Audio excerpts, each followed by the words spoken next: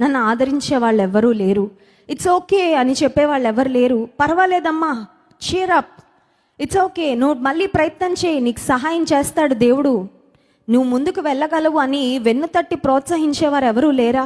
ఒకవేళ అందరూ నీవున్న స్థితిని బట్టి నీ వైపు వేలెత్తి చూపిస్తూ తూలనగా మాట్లాడుతూ వెనక నవ్వుకుంటూ, లేకపోతే 10 మందికి నీకొచ్చిన దుర్గతిని, దీనస్థితిని గురించి చెప్పుకుంటూ ఒకవేళ జోకులు వేసుకుంటూ ఉన్నారేమో, ఈ రాత్రికాల సమయంలో యేసే అంటున్నాడు, నా దగ్గరికి రా, నీ తల్లి ఎలా ఆదరిస్తుందో నేను మిమ్మల్ని అలాగా ఆదరిస్తాను.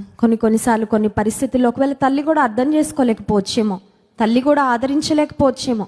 కొన్నిసార్లు కుమార్తెలు కానీ బిడ్డలు కానీ తల్లిదండ్రుల మాటను వ్యతిరేకించి ఏదైనా భయంకరమైన పనులు చేసినప్పుడు తల్లి అంటది, ఇక నీతో నాకు సంబంధం లేదు, నా బిడ్డ చనిపోయాడు అనుకుంటాను, ఎటు పోతావో పో అని కొన్నిసార్లు తల్లిదండ్రులు కూడా విడిచిపెడతారేమో పిల్లలు చేసే కొన్ని రకాలైన పనులను బట్టి.